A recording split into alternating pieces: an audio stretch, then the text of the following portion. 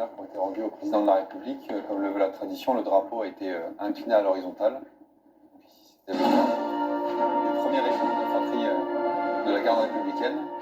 Drapeau qui a été remis à cette unité en 1880, le 14 juillet, par le président de l'époque, Jules Grévy, et qui a été décoré de la Légion d'honneur en 1928. Donc le drapeau de l'unité. Maintenant, le président qui passe en revue les troupes présentes autour de l'Arc de Triomphe, à commencer par la musique de la garde républicaine.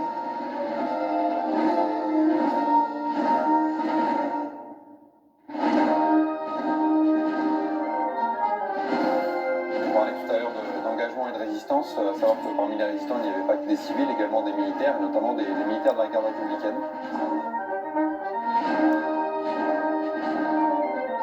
qui ont opéré dans différents réseaux de la résistance, dont le réseau Saint-Jacques, qui était sous l'autorité d'un autre militaire, le chef d'escadron, Jean Vérine, et qui fut fusillé à Cologne en 1943. Ici donc le premier régiment de la garde républicaine, l'école polytechnique, reconnaissable à son bicorne, qui affiche le sabre en clair.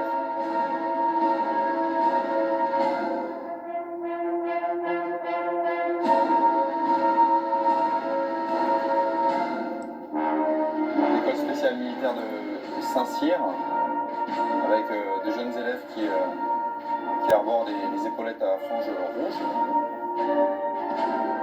leur casoar. L'école navale se situe à Brest. L'école de l'air et de l'espace, qui porte la fourragère de l'Ordre de la Libération. Oui, qui lui a été remise il y a 2 ans. Pour la première année d'école de l'air. Tous les élèves portent la fourragère de l'Ordre de la Libération.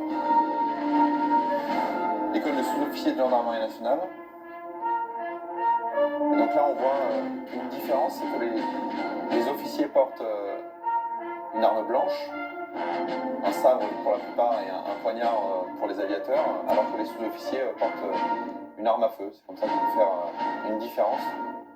Lorsque vous voyez en tenue de parade un militaire entre l'officier et le sous-officier.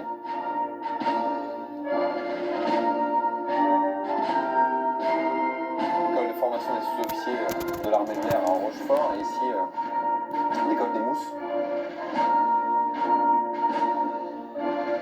Pour terminer cette revue des troupes, donc le général Abad, gouverneur militaire de Paris, parlait tout à l'heure de l'excellence des écoles qui était mise en valeur. C'est aussi pour les écoles l'occasion de commencer dès le plus jeune âge à se souvenir de l'engagement des anciens, pour savoir dans quelle lignée on s'inscrit, parce que savoir se souvenir, c'est aussi savoir où on va.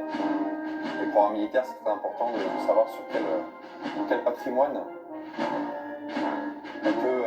on repose. Le patrimoine est plutôt bien engagé car la loi de programmation militaire est sur une bonne trajectoire désormais. On verra ce que donne les gens. Budget.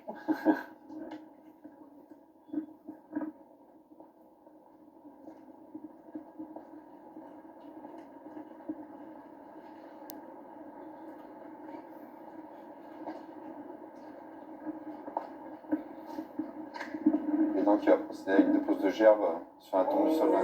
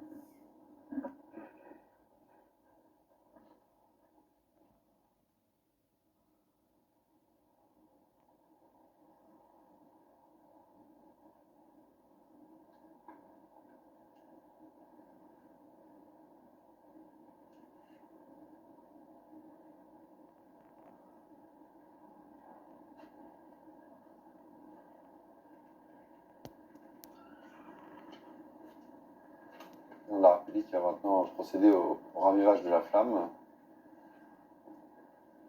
avec avec le général de Saint-Chamas, qui est le président du comité de la flamme, qui s'occupe du ravivage de la flamme quotidiennement, puisque tous les jours à 18h30, cette cérémonie a lieu. J'invite l'ensemble des Français parisiens ou d'ailleurs à venir assister à cette cérémonie qui est très émouvante et qui peut être, à laquelle on peut assister tous les jours.